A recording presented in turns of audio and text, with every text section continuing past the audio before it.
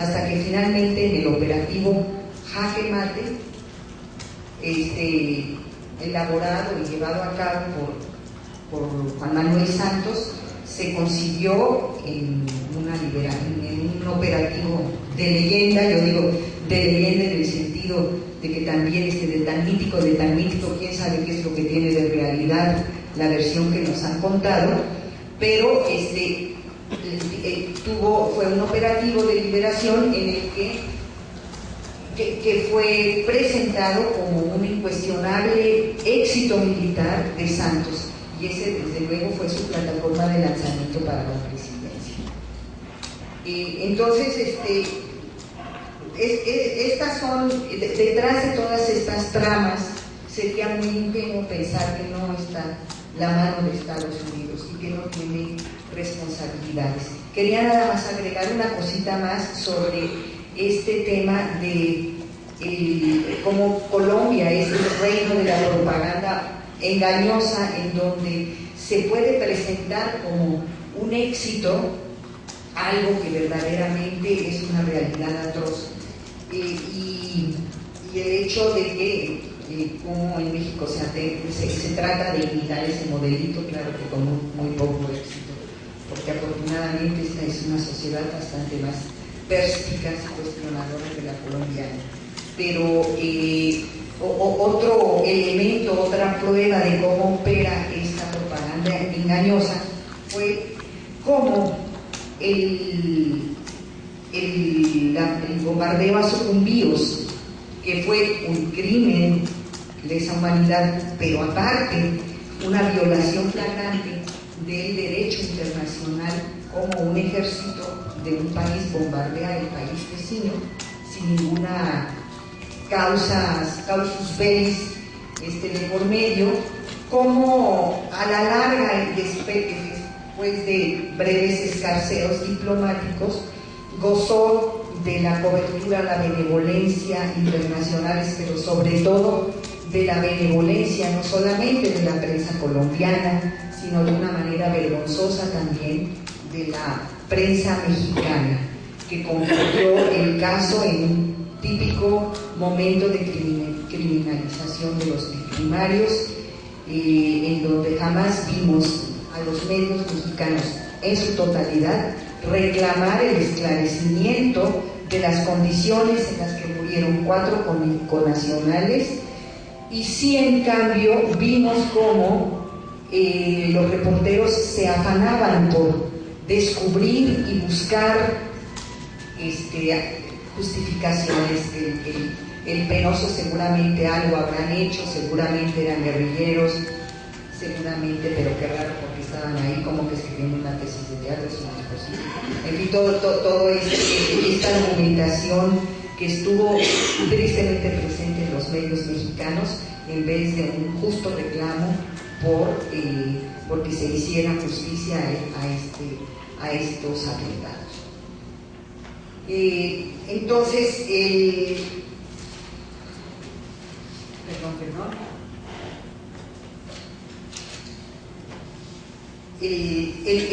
este sentido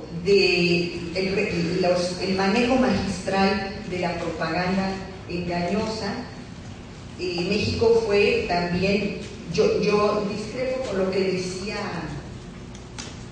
Enrique. Yo creo que no fue que en México ha sido negligente en buscar justicia para Verónica, Soren, Juan y Fernando. No ha sido solamente negligente, ha sido muy activo en buscar el encubrimiento y la impunidad. Eso es la verdad, esa es una cuenta, un salto con el que se retira Patricia Espinosa de la Cancillería panista. Finalmente, lo que vemos, otra cosa que vemos como resultado de este patrón decidido en Washington de que Colombia sea el maestro de México y México sea el aprendiz de este modelo represivo, se expresó también a lo largo de este sexenio en la extraña, digo yo, amistad entre Felipe Calderón y Álvaro Uribe. Fueron más de 20 visitas de Estado de Calderón a Bogotá, a Cartagena, a Barranquilla, a cuántos lugares habrá ido, y otras tantas de Uribe a México, más aparte las extraoficiales, y desde luego esta diplomacia intensa, llamémosle, está cubriendo o está expresando algo de mucho fondo debajo.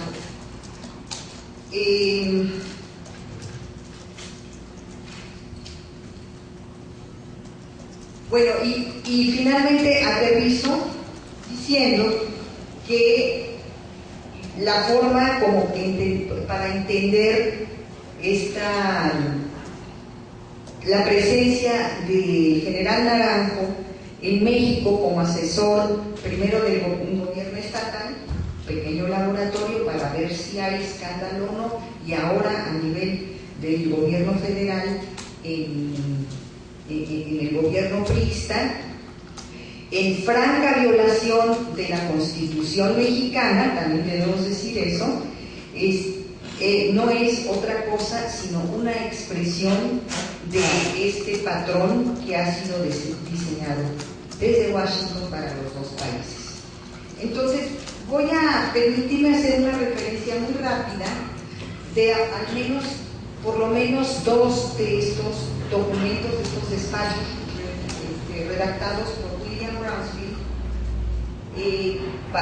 un poquito para obtener el feeling, el contacto con la forma de pensar y la forma como expresan y planifican esta situación desde el Departamento de Estado, asignándole estos dos papeles a Colombia y a México. Primero, el primer documento es una consulta que hace Brownsfield en la embajada, en su embajada en Bogotá. Ustedes saben que la embajada de Colombia, la embajada de Estados Unidos en Colombia es una de las más grandes del mundo, con más de 6,000 empleados estadounidenses en situ, más aparte los nacionales. Entonces reúne a agentes y a asesores de la Embajada de Bogotá que trabajan para el Departamento de Estado, para la USAID, para el Departamento de Justicia y para el Departamento de Defensa, para que hagan en un debate, tienen una encerrona todos estos agentes con el embajador para discutir a fondo y hacer una especie de destilado, dice él, de cuáles son las lecciones de Colombia para México, para poder aplicar el diseño. Estamos hablando de un despacho de 2010 y que está recogiendo experiencias de 2009-2010. Entonces, parten de la base de lo siguiente. Después de 10 años, 65,000 millones de dólares, billions, de dólares gastados en el Plan Colombia, se llega a la conclusión de que ningún proyecto puede ser construido si no parte de la base de la reconstrucción de la seguridad. Y para ello se necesita sobre todo reforzar la cooperación en 5 áreas, en 5 zonas estratégicas, aplicando este concepto de entrenar al entrenador. Colombia ya alcanzó esta base mínima de seguridad, ya alcanzó este dominio en 5 de las bases estratégicas, de las zonas estratégicas, por lo tanto se gradúa como maestro de México y México como achichincle o como aprendiz. Número 1, el primer punto. Se requiere entrenamiento e infraestructura. Entonces, aquí viene el tema de las inversiones que se requieren y que se aplicaron efectivamente rigurosamente en traer agentes colombianos a México y hacer estas instalaciones novedosas de policías federales en San Luis Potosí y varios otros centros de capacitación de policías que hay. Estos forman parte de este esquema.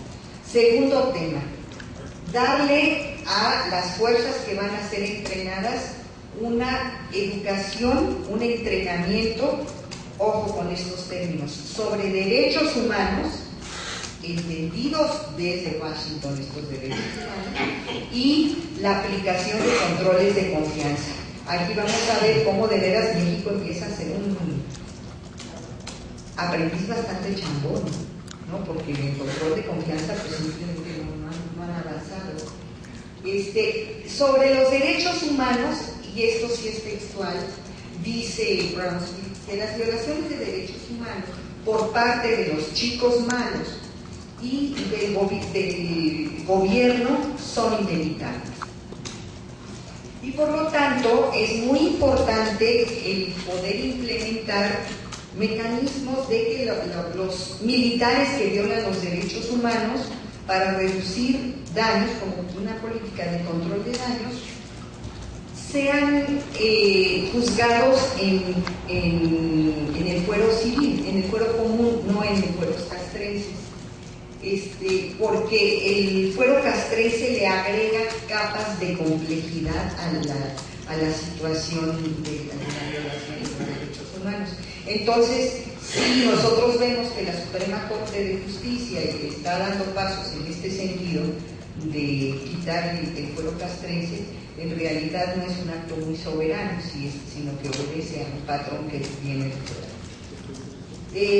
Señala que es indispensable que a los abusos militares sean juzgados en fueros civiles. Otro punto es que es indispensable la cobertura total en pruebas de confianza. Solamente así se puede determinar quiénes son dignos de acceder a escuelita de cuadros o modelo de entrenamiento diseñado por Estados Unidos. Aquí es donde yo digo, estamos como con un 5 o menos.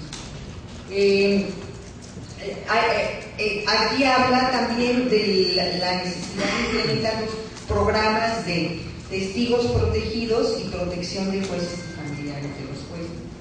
Pepe Rebeles ya había mencionado algo de esto. Los programas de extradición de los acusados de alto perfil o de alto riesgo. Es decir, en estos programas vamos a tenerlo claro, si en alguna remota posibilidad de que algún día atrapen al Chapo vivo, porque luego se muere y luego ni cadáver ni nada, pero en la remota posibilidad vamos teniéndolo claro, a él se lo van a llevar a Estados Unidos, él no se va a quedar, ¿no? Entonces el programa de extradiciones es muy importante para ellos.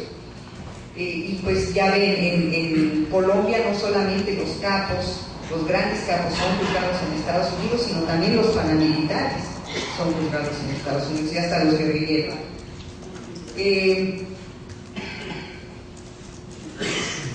Bueno, aquí viene una recomendación que desde mi punto de vista es clave, y es la incrustación o encamamiento, o como se le quiera traducir a la palabra embed. Ya saben, los periodistas encamados que van con las tropas en operativos militares. Bueno, en este caso, los expertos estadounidenses, funcionarios, agentes, incrustados en las instituciones mexicanas y colombianas, desde luego. Esto es una pata muy importante de este proyecto. Trabajaron los policías federales ahí de qué es obligación. Bueno, sí, por ejemplo. Aquí otra frase textual que me parece muy significativa, muy cargada de significado.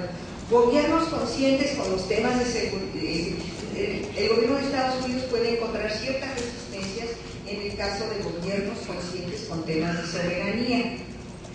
En gobiernos sin conciencia de soberanía no van a tener ningún problema para poder incrustar a sus agentes en las estructuras mexicanas. Sin embargo, estas resistencias tienen que ser vencidas de cualquier manera porque es un elemento indispensable para que nuestros programas tengan éxito. Y esta frase también es textual. Entonces, la recomendación de los agentes estadounidenses en Colombia es que se utilicen pretextos de apoyo técnico. Son expertos en computaciones, expertos en manejar drones, expertos en cosas muy raras, que no hay mucho este conocimiento en el caso colombiano, en el caso mexicano, para poder convencer a los gobiernos con alguna conciencia, aunque chiquitita, de soberanía para que cedan y finalmente permitan que operen dentro de las estructuras de seguridad de estos agentes. Me voy a remitir a otros 2 o 3 casos que encontramos también en el archivo, ya no relacionados con la relación México-Colombia, sino simplemente de México, en donde efectivamente en una reunión entre militares, gente de la defensa, del Departamento de Justicia y del Departamento de Estado, con un equipo de segundo nivel de la Secretaría de Gobernación, en esa reunión directamente los Jerónimo Gutiérrez, subsecretario de Gobernación, de manera concreta, hace la petición de que lleguen ya a operar a las estructuras de seguridad mexicana este tipo de, no recuerdo cuál es la palabrita que utilicé como traducción en ese momento, pero eran células bilaterales.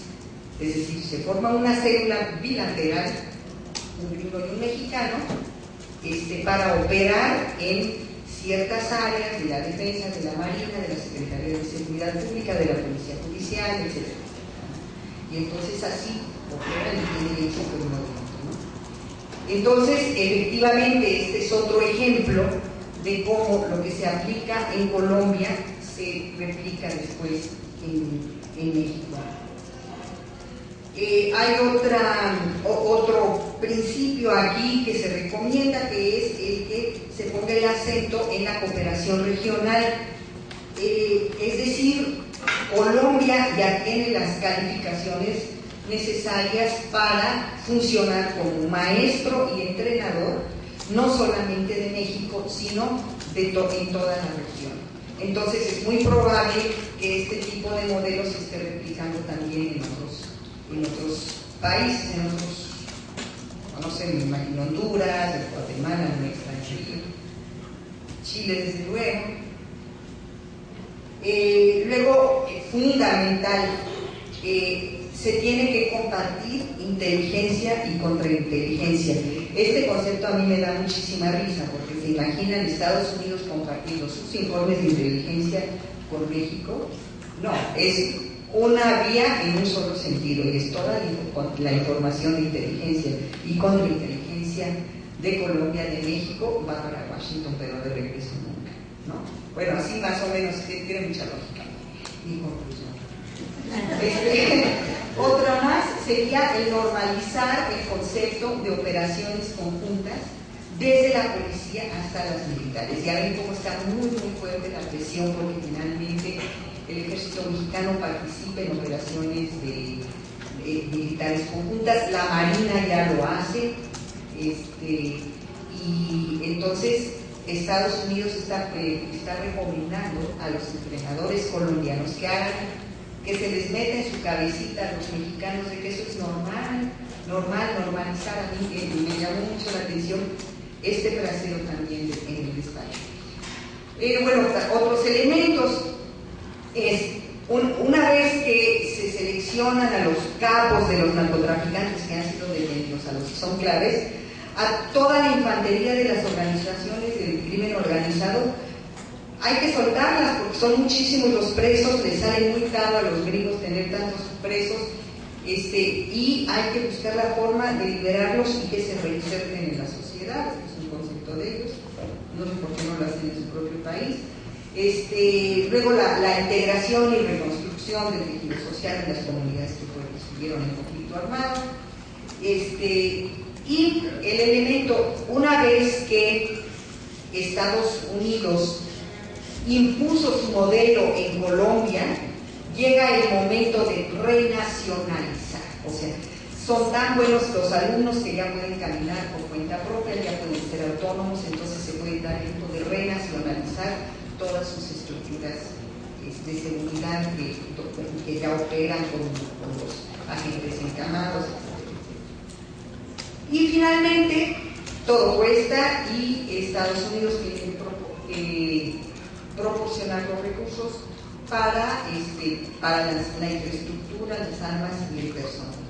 Y aquí se destaca el hecho de que en un día normal está la Embajada de Estados Unidos en Bogotá, pues utiliza la friolera de 4.500 personas. Este es uno de los despachos. Me voy rapidito para no aburrirlos con un segundo despacho que contiene datos muy puntuales. Es un momento en el que está apenas arrancando el modelo, en 2009-2010. Se dan las cifras de que en este periodo han recibido entrenamiento de colombianos en México 5.747 policías federales mexicanos. Han participado en la capacitación agentes oficiales de la Policía Nacional Colombiana y en particular del DIRAN, de la Dirección Antinarcóticos. Pero también 19 de estos entrenados fueron seleccionados para participar en los cursos internacionales Junglas.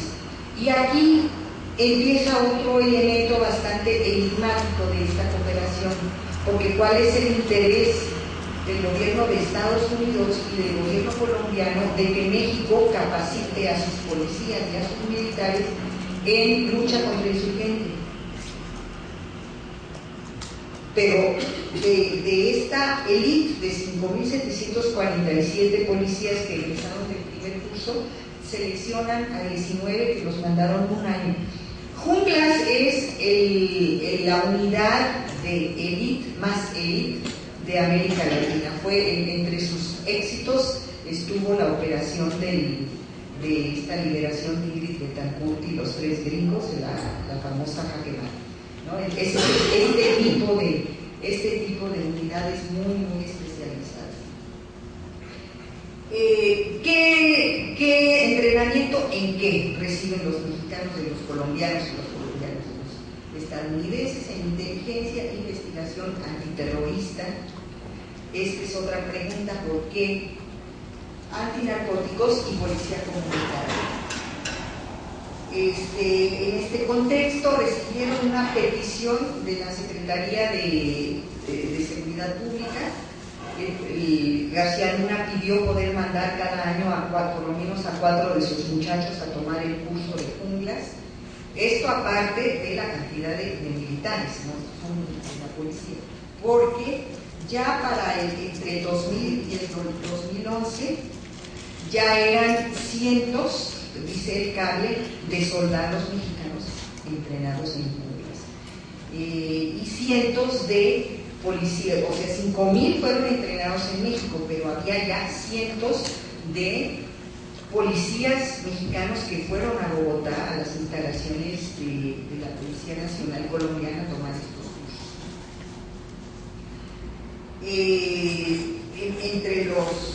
El plan era poderle dar capacitación a 100 policías cada año en curso básico México, así es como se llama el programa, en exploración, en combate y en medicina de combate, es decir, también hay médicos. Hay todo un capítulo aparte de los cursos que recibe y de los convenios de cooperación bilateral con la CEMAR. Hay cursos de interdicción marítima, y los que una vez que algunos marinos han participado en estos cursos, después pueden participar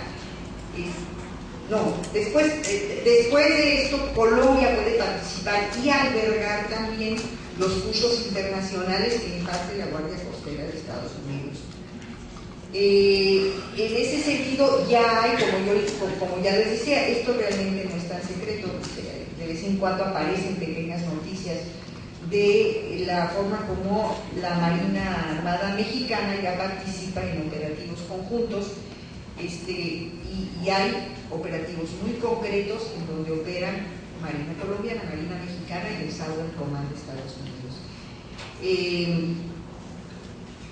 Aquí también comenta Brownstein, que es increíble, de esta forma fue como pudimos arreglar, es decir, el embajador de Estados Unidos se encargó de negociar para que México y Colombia intercambiaran en sus respectivas embajadas agregados navales, ¿no? Y también el Departamento de Justicia organizó cursos para jueces y fiscales mexicanos entrenados en Colombia, y bueno, están haciendo hincapié en que se están utilizando programas y materiales didácticos de la propia Fiscalía colombiana. O sea, es una cosa totalmente fabricada fuera de México la que se están entrenando.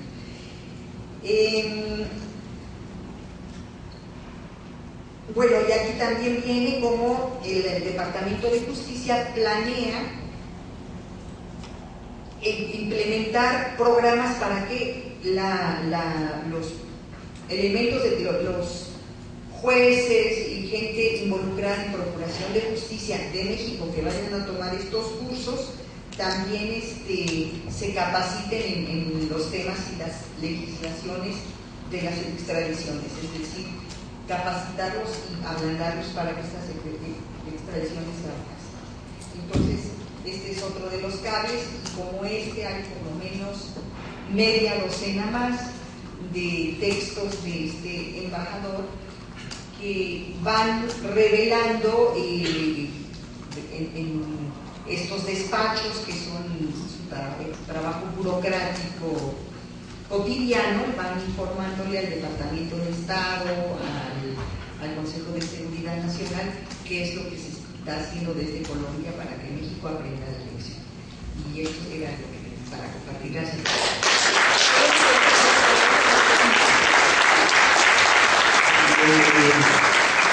Muy agradecido por esta intervención.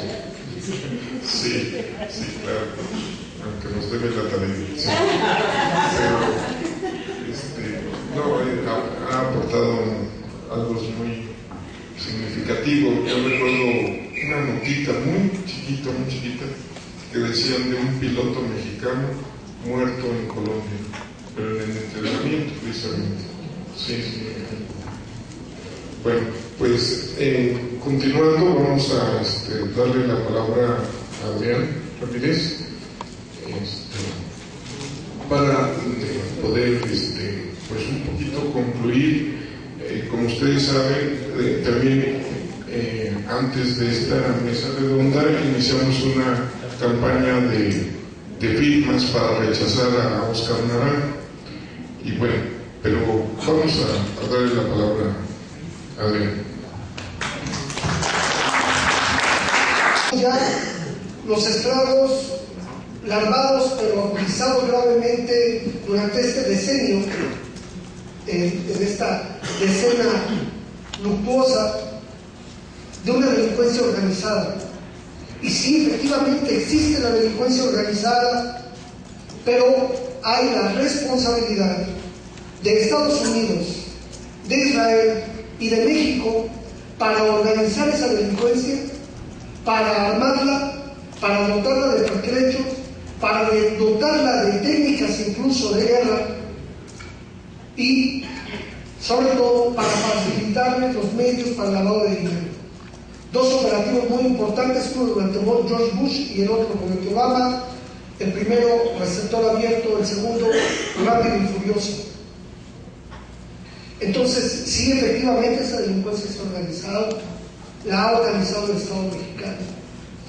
Segundo, los dividendos que emanan de esta guerra declarada al inicio del gobierno de Calderón, que está feneciendo ya allí en el Campo Marte, en esa declaración de guerra a la delincuencia organizada, fundamentalmente lo que va por el medio son los intereses económicos del lobby de las industrias militares, que precisamente, artificiosamente, crean conflictos de guerra para brindar asesoría militar a un problema que es social, a un problema que es económico y a un problema que no tiene necesidad de adoptarse como un fenómeno delincuencial de guerra.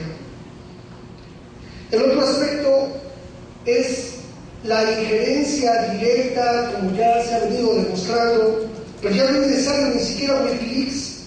Ellos han tenido que declarar y aceptar que hay injerencia directa y participación directa. Y sí hay información de inteligencia y contrainteligencia que hace Estados Unidos, y sí hay intercambio con México, porque a México le dicen, mire, ejecuta fulano, ve por él, de tal lado, es decir, y en este operativo vamos a ir también contigo, y es la DEA y es la CIA.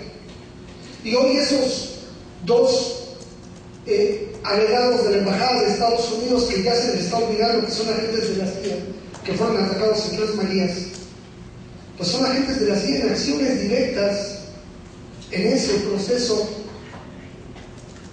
de inserción en los operativos por parte de ellos.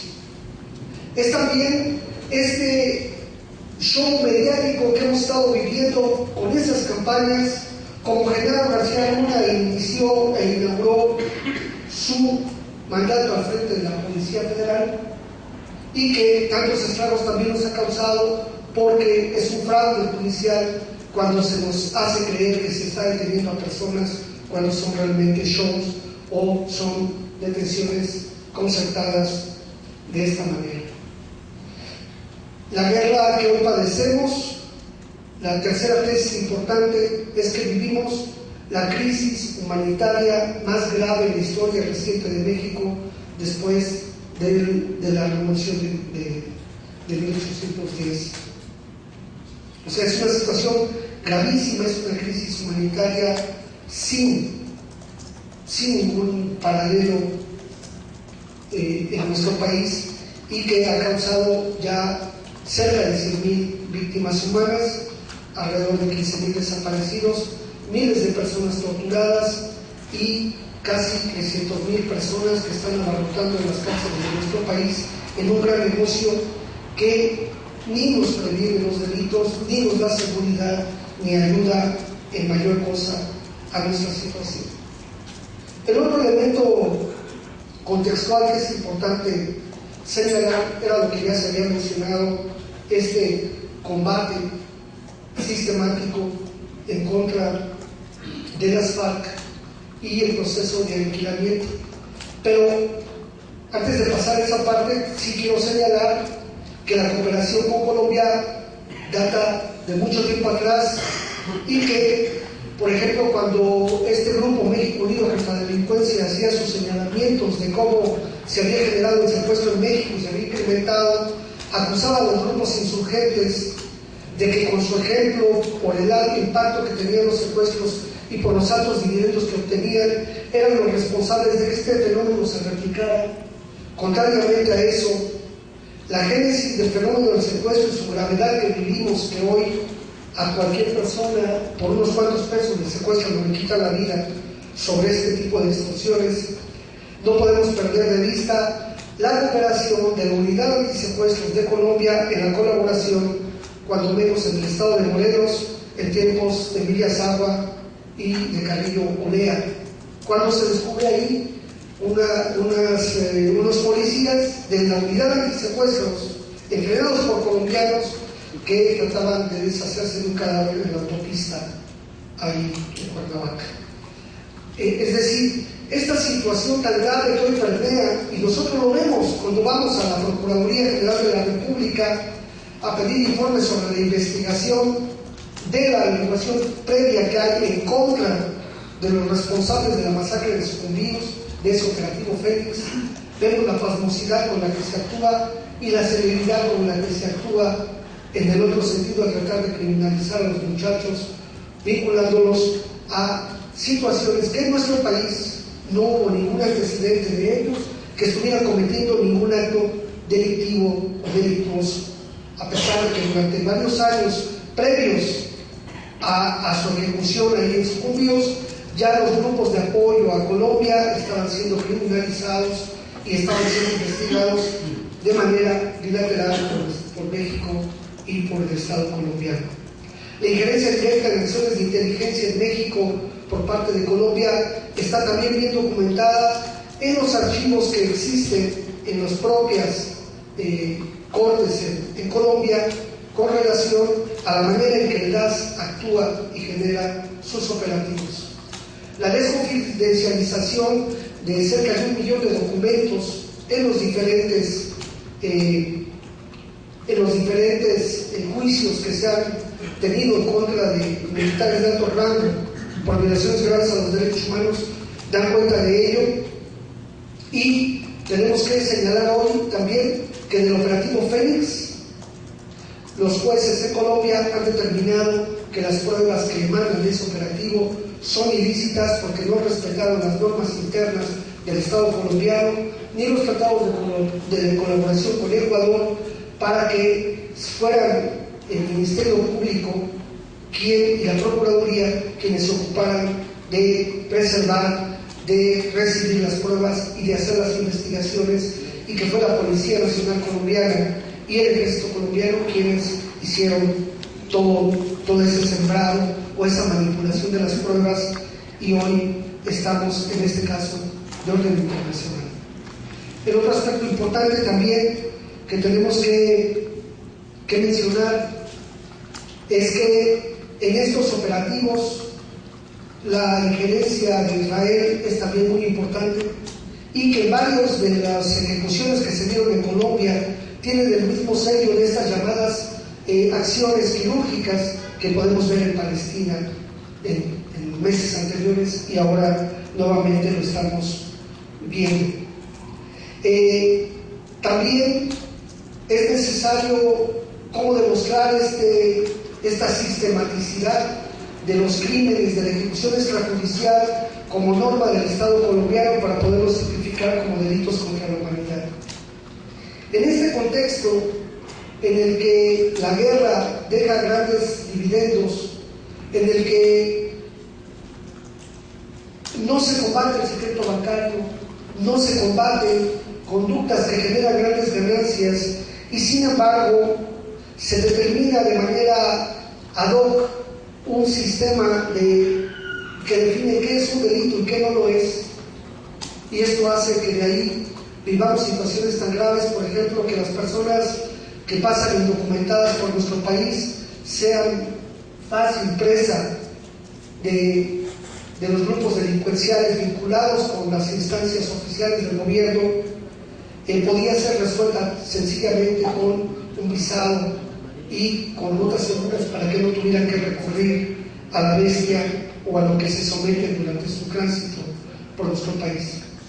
Ahora, tenemos un reto con los textos, es decir, hoy estamos luchando contra la impunidad. Estamos dándole seguimiento a todos los responsables de la cadena de mando del operativo Fénix, desde Álvaro Uribe en su carácter de presidente en su momento, Santos como secretario de la Defensa o ministro de la Defensa, Naranjo como jefe de la Policía Colombiana y toda la cadena de mando que de ahí se deriva. Pero tenemos obstáculos que los textos nos están generando, y en parte de la estrategia de lucha que tenemos que hacer, si bien existen hoy los instrumentos internacionales que nos permiten tipificar los delitos de lesa humanidad, como es la Corte Penal Internacional del año 98, que ya México la ha ratificado, tenemos que modificar el artículo 21 de la Constitución, porque se genera como una corte ad hoc, porque será el Senado de la República quien define qué casos y qué casos no irán a la Corte Penal Internacional. El otro elemento es que, si bien México ha dicho ahora con las reformas constitucionales que los derechos humanos son ley vigente en nuestro país, Lo que pasa es que no existen las normas internas que puedan sancionar los delitos contra la humanidad como delitos graves, y por lo tanto eso permite la evasión de la justicia nacional o internacional por parte de los perpetradores de la masacre de judíos y de otros delitos de lesa humanidad. Es decir, en México, a pesar de las reformas penales constitucionales, además de la reforma de derechos humanos en la Constitución, todavía no contamos con los instrumentos para que los delitos contra la humanidad no queden impunes. Por lo tanto, tenemos que modificar el artículo 14 de la Constitución para decir que ninguna ley se aplicará en contrario con carácter retroactivo en juicio de una persona, salvo tratándose de delitos contra la humanidad que son imprescriptibles. Eso es lo que tenemos que hacer en la Constitución para darle vigencia, porque de otra manera no hay forma. Porque un delito contra la humanidad no tiene inmunidad diplomática, no tiene posibilidad de asilo, no tiene prescripción. Sin embargo, como están tipificados en nuestras normas internas, todavía no es posible. Y parte del lobby que tenemos que hacer durante este próximo sexenio, independientemente de la gravedad del escenario al que nos vamos a enfrentar a nivel parlamentario, tendremos que estar insistiendo hasta que logremos modificar las normas internas. En los textos, como bien Blanche nos lo estaba enseñando por los despachos de la Embajada de Estados Unidos y Wikileaks, el correlativo a nivel mundial o público fue la llamada justicia transicional, a la que nosotros le llamamos justicia transnacional. Es decir, este pacto de alternancias en el poder en el que se negocia la impunidad para que los responsables de los delitos contra la humanidad o violaciones graves a los derechos humanos no reciban castigo, pero se hagan símiles o ciertas cosas que de alguna manera pretendan minimizar o atenuar los impactos. Por lo tanto, tenemos que seguir luchando en ese sentido. Y de estos textos que tienen que ser modificados, todavía tenemos algunos de los cuales nos podemos basar, porque si bien es cierto, Santos, Uribe y Naranjo son los elementos más altos, la cooperación está ahí y constantemente personal de Colombia está participando en esta injerencia directa en los asuntos internos de México. Sin embargo, como símbolo importante, vamos a intentar y haremos este gran esfuerzo porque Santos no sea, cuando menos de manera pública, asesor en seguridad nacional de Peña Nieto, porque viola, Naranjo, porque viola la Constitución, viola el artículo 32, también viola lo que tiene que ver con servidores públicos, porque él sería un servidor público en el momento en que reciba en cualquier modalidad algún ingreso por parte del Estado mexicano, ya sea como honorarios, ya sea como premio, ya sea como algún emolumento, incluso una beca, porque lo establece bien la Constitución todavía, y ahí nos da una oportunidad. Sobre este símbolo podemos trabajar y luchar para estar evidenciando la injerencia extranjera en los asuntos de seguridad interior, y estos son actos equiparados a la traición a la patria. La gran ventaja que tiene hoy la Asociación de Padres y Familiares de las Víctimas de Sucumbidos es de que, no importando la cantidad de personas que se manifiestan los primeros días de cada mes frente a la embajada, independientemente de que a veces hay muchas personas, otras veces pocas, es la persistencia, la constancia y la puntualidad con la que se va sistematizando la información, se va logrando tener acopio de fuerza para poder acreditar todo esto, y prueba de ello es esta mesa que ha sido muy nutrida, que nos ha obsequiado mucha información muy valiosa que tendrá que ser judicializada en su momento, sistematizada, y que pretendemos invitar a los ponentes y a otros más que están en la lista de espera para este tipo de eventos a que nos den su expertise, para que promovamos lo que se llaman documentos de amicus curiae, que es decir, como documentos amigos de la Corte, puedan brindar elementos a quienes puedan ayudarnos a modificar tanto las normas como la interpretación del derecho para hacer un poco de fuerza. No soñamos en vano, creo que hay grandes ejemplos respecto a cómo se lucha en estos sentidos, y la verdad es que hoy hacemos este homenaje a los padres, a los familiares de las víctimas de sucumbíos, a sus amigos que están hoy luchando. Yo recuerdo ese video que se llama "De luto visten los héroes", y yo insistía, me parece extraño el nombre "De luto visten los héroes", si los héroes fueron ejecutados o asesinados ahí en sucumbíos. Pero cada vez que estamos en contacto con los familiares y las víctimas, nos damos cuenta que son los familiares que, haciendo fuerza de su luto como parte de una lucha, nos han dado ánimos, nos han dado esfuerzo, nos han dado valentía para luchar contra la impunidad, independientemente del tamaño o de la fuerza que puedan tener quienes violentan los derechos humanos.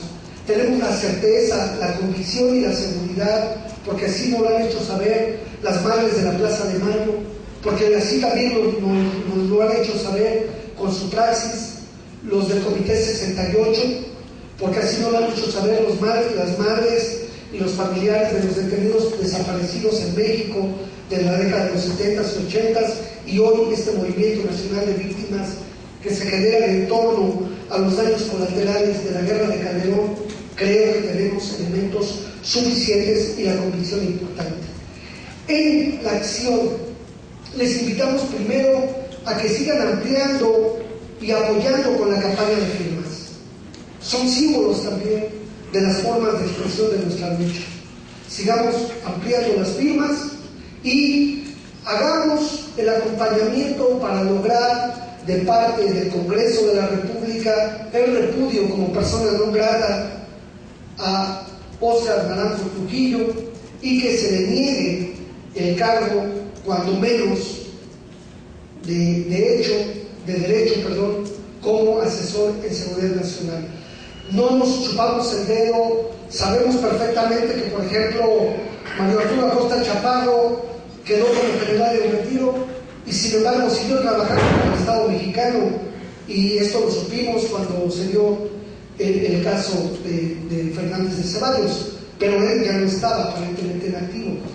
Pero cuando menos que podamos seguir enarbolando esta lucha por la soberanía nacional, y también de alguna manera diremos que nos negamos a ser torturados o violentados por agentes extranjeros, nos ponemos en huelga, no aceptaremos la tortura o la represión por parte de agentes extranjeros, y no cuando menos bajo nuestro agrado. Así es que estamos luchando, vayamos adelante, tomemos contacto, fortalezcamos los vínculos y sigamos hermanados en esta lucha que tarde que temprano vamos a lograr. Un punto final: no podemos dejar perder de vista que Ecuador ha hecho una defensa adecuada utilizando el derecho internacional, utilizando la Comisión Interamericana de Derechos Humanos por la muerte de su connacional Franklin Aizala, y creo que debemos de presionar y obligar al Estado mexicano para que haga lo propio con respecto a nuestros connacionales. Lamentablemente hoy nosotros como mexicanos necesitamos la solidaridad de todos los pueblos, porque hoy vivimos una situación bastante dramática y que nos cuesta trabajo. Los falsos positivos se siguen sembrando a lo largo y ancho del país, como estos allá en Tecpan de Galeana, donde elementos del ejército actuaron en contra de población indefensa y que los hacen presentar como si fueran sicarios. Estamos luchando contra la impunidad en ese sentido, independientemente de las características que ya sabemos con las que viene el gobierno de Peña Nieto. Muchas gracias.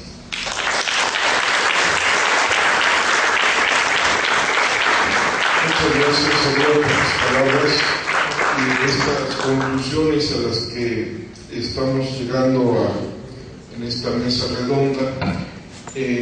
Antes de que podamos darle la palabra al público, que quiera hacer una pregunta, queremos darle reconocimientos a los ponentes que sean precisamente las madres, los padres de la asociación, para que puedan darles un reconocimiento a nuestros ponentes.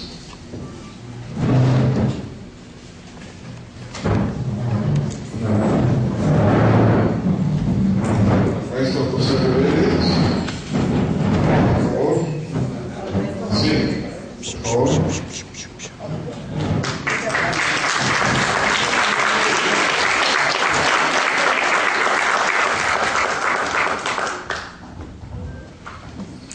Para José Enrique González Ruiz.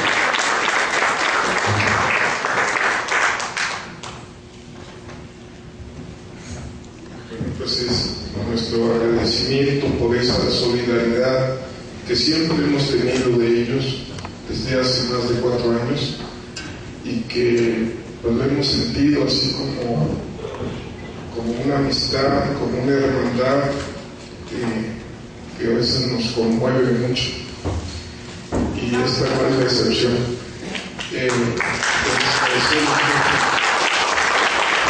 Ahora queremos que ustedes también que están presentes puedan partir algunas preguntas. Primero vamos a hacerlo en forma general y las preguntas y después las contestaciones, ¿no? Sí. ¿Quisiera tomar la palabra un par de minutos? Sí, Jorge, ahí está el micrófono. Gracias. Mire, primero agradecerles sinceramente a ustedes. No solo es una mesa de grupo, es una mesa de solidaridad, de compromiso con la que sentimos un afecto profundo. Muchas gracias a todos. También a Gilberto, que ya no está en este momento. Miren, recientemente estuve en Ecuador. Lamentablemente no hemos tenido la oportunidad de convocarnos como asociación y dar la información. Vengo con una preocupación muy fuerte. Tuve la oportunidad de entrevistarme 2 veces con el fiscal general de la Nación. No lo podemos hacer aquí en México. Tuve la oportunidad de ver 2 veces al canciller de Ecuador y tuve la oportunidad de entrevistarme con la ministra de Justicia, y la entrevista que tenía con Rafael Correa me la cambiaron por otra entrevista con el canciller. Brevemente les quiero señalar una cuestión que me parece fundamental. Nosotros somos los primeros preocupados, los primeros interesados porque se haga justicia por la muerte de nuestros hijos, por el caso de Lucía Moreno. Nosotros somos los que tenemos que poner en el centro la exigencia de justicia, porque hay razones de Estado que van minando en la cuestión de la búsqueda de una justicia verdadera, como el caso lo merece, como el caso lo exige. El fiscal general quedó sorprendido, me decía cómo es posible que a Lucía Moreno 2 veces la haya pedido el propio gobierno ecuatoriano en extradición y no se ha planteado la extradición de Naranjo, de Freddy Padilla y de ninguno de los perpetradores de la invasión a Ecuador. Efectivamente tenía razón el fiscal general. ¿Cómo es posible que en México siga habiendo procesos abiertos en contra de Lucía Moreno? ¿Y cómo es posible que se haya criminalizado a sus hijos? Traigo aquí algunos documentos. Tuve la oportunidad por varios días, durante horas intensas, de revisar los 38 tomos que existen en Ecuador en contra de Freddy Padilla, Oscar Naranjo, y del cual ha sido excluido hoy ya el presidente Santos. Eso mismo se está pidiendo para todos los demás. Se están siendo razones de Estado en la acción militar, en la invasión y en el acto de violación de la soberanía de Ecuador. Y se pide directamente al fiscal general, se pide directamente a las autoridades de la Cancillería ecuatoriana que se sobresea el proceso en contra de todos los invasores responsables, que son 7 denunciados directamente para los cuales se abrió el proceso. Esto es inadmisible para nosotros como padres, es incomprensible que se lleve esto. Yo hay una relación bastante cercana, más de amistad entre Ecuador y Colombia. Esto podríamos entender por razones de Estado, sin embargo en medio están nuestros hijos, en medio está la búsqueda de la verdad y el que se haga justicia. En otro momento podría informar, creo que sirvió de mucho la carta de los 72 diputados que le dirigieron al presidente Rafael Correa para que se me abrieran las puertas, que pudiera tener estas entrevistas de alto nivel y que se hicieron, también quiero decir, con una cordialidad y con bastante sinceridad en nuestros planteamientos. Hay algunos documentos que les traigo a los compañeros de la asociación. Muchas gracias. No sé si alguien más quiera tomar la palabra. Sí.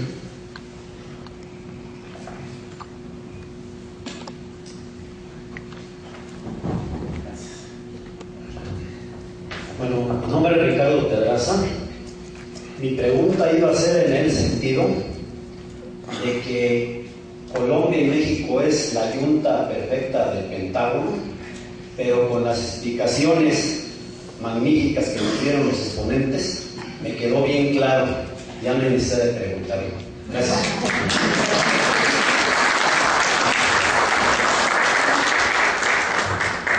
Gracias. ¿Alguien más quiere tomar la palabra? Sí, adelante. Bueno, ¿sí se me escucha? Nada más una duda. Sí, se escucha. Bueno, se hablaba de la dependencia tecnológica y de los beneficios económicos que esto tiene para países como Estados Unidos o Israel, que son grandes generadores de tecnología y de capacitación. Pero a su vez, al interior del país, o tal vez en el caso colombiano, quisiera saber si se me puede ejemplificar qué campos empresariales o, digamos, del gran capital son beneficiados con este tipo de políticas bélicas, o han sido beneficiados con este tipo de políticas bélicas, si es que se tiene alguna prospección sobre el caso.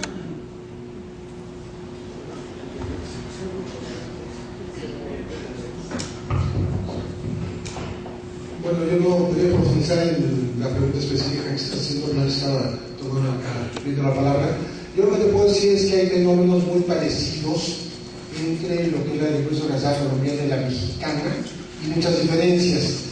Una de las similitudes es que ahora mismo los caballeros templarios de Michoacán están exportando mineral a China. Están exportando.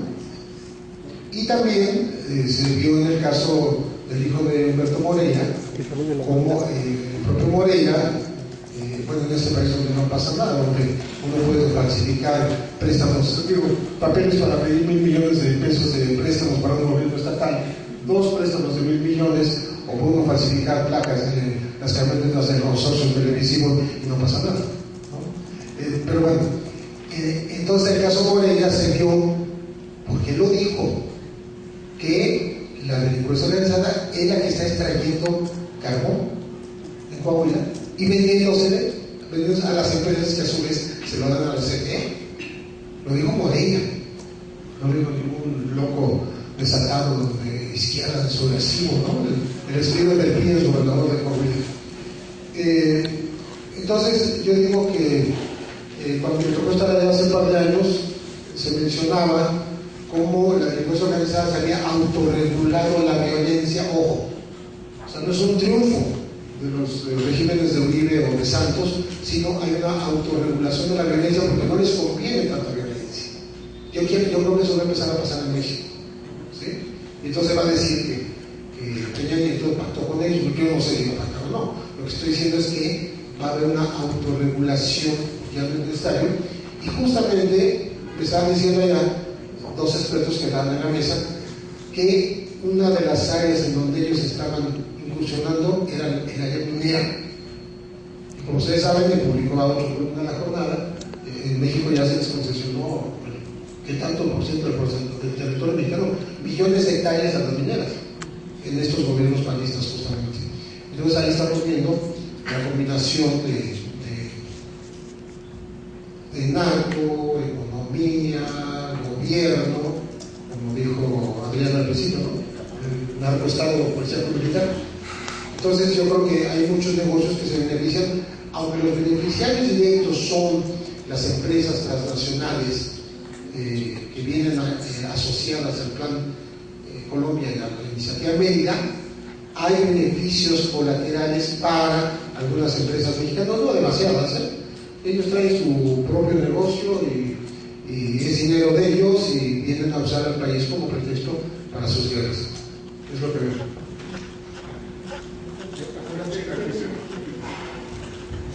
Sí, yo creo que es una pregunta muy importante porque la historia detrás de la violencia, de los despojos, de la acción del paramilitarismo, te revela cuáles son los intereses económicos y comerciales detrás de la violencia, no solamente en la parte del conflicto armado FARC-gobierno o el gobierno, sino el papel que juegan los paramilitares.